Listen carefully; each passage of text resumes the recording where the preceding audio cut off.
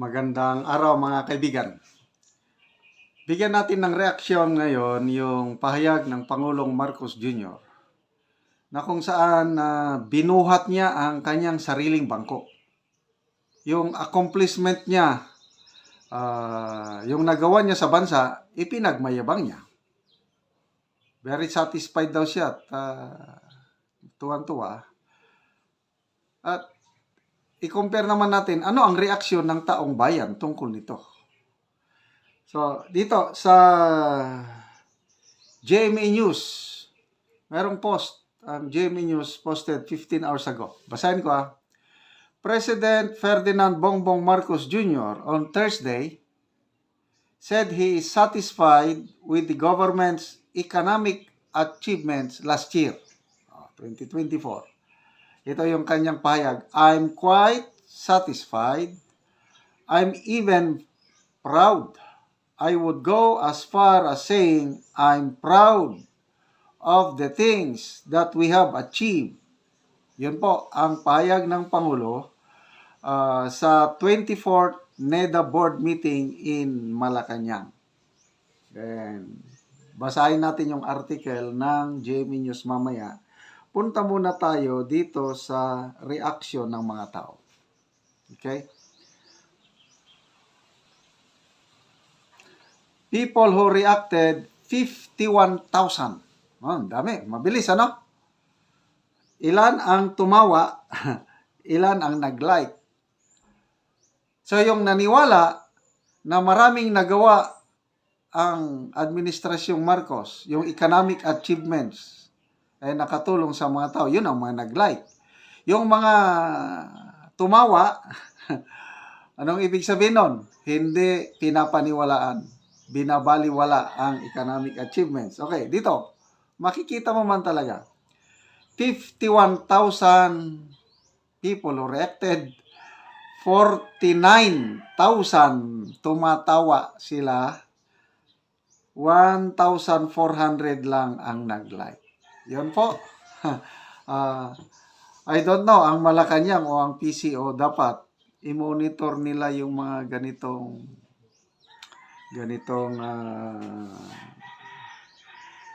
reaction ng mga tao para makarelate sila. Kasi salita sila ng salita. Hindi nila tinatanong sarili nila, nafe-feel ba ng tao yung pinagmamayabang nila na economic achievements?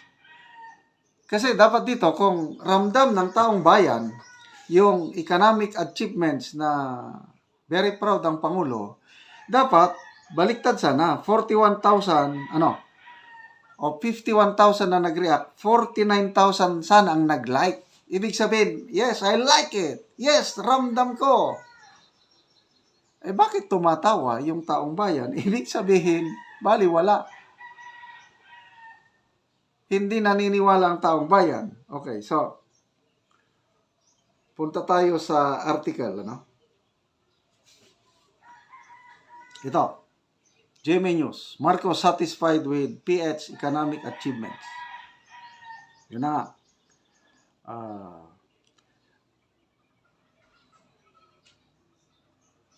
I am quite satisfied.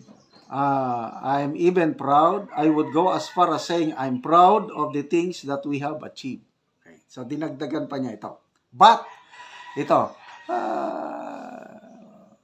mabuti at meron siyang but. But we have to make it known to the people that this is what we are doing. So it has to be in a language that is easily digestible and in a language that makes sense to Juan de la Cruz. We're falling behind in making the connection between what we are doing to the lives of ordinary Filipinos. Ito ang tama na pahayag ng Pangulo. Yung una, yung very proud siya, well, kanya yon. As a leader, kanya-kanyang evaluation sa nagawa niya, so very proud siya. Kailang inaamin niya na we're falling behind. Sabi niya, in making the connection between what we are doing to the lives of the ordinary Filipino. Salamat po mahal na Pangulo, at nakita nyo yung problema. Hindi po kayo makakonect. Hindi po kayo makarelate sa nangyayari sa buhay ng ordinaryong Pilipino. Maganda po ang data. Sabi, second fastest growing economy daw ang Pilipinas sa Southeast Asia. So we cannot contest that. Lumalago ang ekonomiya. Kaya lang, kumusta ang ordinaryong Pilipino? Bumubuti ba ang kalagayan? Ang sagot, hindi. Kasi sa survey ng SWS, itong third, fourth quarter, basta last year, dumarami ang bilang ng mga pobreng Pilipino. Dumarami ang bilang ng mga Pilipinong nakaka-experience ng involuntary hunger. Yun po ang katotohanan. So, ang nangyayari sa ating bansa, totoong lumalago ang ekonomiya, kaya lang, ang nakakaramdam ng paglago ng ekonomiya ay ito lang nasa taas ng lipunan. Itong mga negosyante, itong mga public government officials na nakakahawak ng pundo, yung mga may trabaho sa gobyerno, yun. Nararamdaman nila yung economic achievement na sinasabi ng Pangulo. Kaya lang ang mas nakakarami, yung natao sa laylayan, wala. Kaya sa trust and satisfaction rating ng Pangulo sa tatlong reliable na survey groups, SWS, Pulse Asia, Publicus Asia, mababa ang rating ng Pangulo. Below 50% na ang kanyang rating. At ang sabi ng isang political strategist, masamang pangitain, masamang sinyalis yun. Dahil wala pa siyang 3 taon, ganun na ang kanyang rating, below 50%. Going na daw siya sa pagiging lame duck president, according to Mr. Alan Herman, isang political strategist. So, sana mag-exert effort pa more ang gobyerno to make the connection stronger para maramdaman ng taong bayan yung sinasabi ninyong economic achievements. Okay? Speaking of mga mahirap, ako, mga kaibigan, kitang-kita ko ang kahirapan ng tao, specifically dito sa Mindanao, sa Bukidnon. Yung mga Talaan-Dig tribe na napili nating beneficiary, tinutulungan po natin. Salamat sa inyong pakikisa, panonood sa ating mga vlog, yung income natin, itinutulong natin sa Talaan-Dig tribe. Yung pabahay nila, grabe. Ang yero nila, kung may yero ang bahay, tumutulo na. But ang iba, walang yero, lang, sako, trapal, plastic. So, salamat sa inyong panonood, lalo na hindi nag-skip ng ads. Nakakatulong kayo sa pagbigay ng mas magandang bahay sa Talaan-Dig tribe. Nagbibigay po tayo ng yero at pako sa bawat pamilya, at ito, panoorin nyo ang video na ito. Una ni siya ang balay nga diri sa tower pod nga kuan gitaod na nila ilalang giatop apan ilang nakatop na sila og ila pagyo gibaguhan ang ilang salog atop og salog ilang gibaguhan og naa diri lagi ila nang gilumpag ang ilang salog kay ilang ilistan og bago kay guba naman lagi nga balay og karon mo ni ang ilang atop bag-o na pareha sa unang guba na siya og karon tanawa makita na nato nga maayo na ang ilang atop dili na nagatulo karon kini magbago mog salog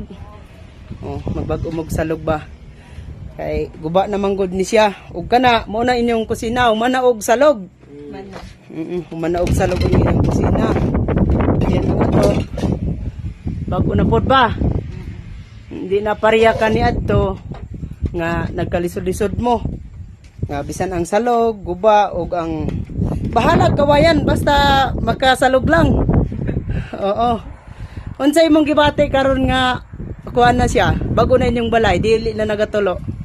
Nalipay kaayo ko labi na gidungog sa Ginoo akong pag-ampo. Og salamat kayo sa nag-sponsor ani labi na sa YouTube sa nagsuporta. Salamat kaayo labi na sa naghatag. Oo, sige. Kini ang kuan ninyo, ang karon nga doon na namoy atop nga bag-o. So, makatulog na mo og tarong. Oo, makatulog na mo og tarong. Oo, di na matuluan. Di pareha kaniadto nga guba inyong salog. Kini, ilisda na pud niyo kuan kanang salog ninyo nga bag-o. Ang gihatag sa inyo kumpleto lansang, hero og plinsin og kanang kuan kanang lansang og kuan og kumpleto ang gihatag gid sa inyo ang inyo na lang nga naningkamot mo nga makatukod og balay kahoy na lang inyong gikuha di bahalag kawayan ang dingding. Oo, at least nga makabalay mo. Pareani mo na ni ilang salog.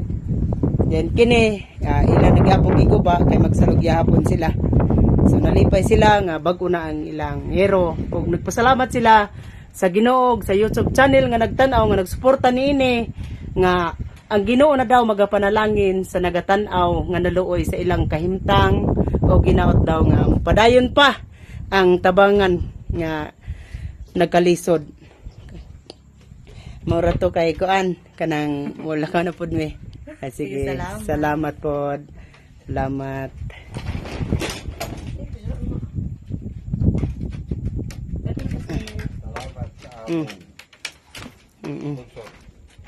Salamat.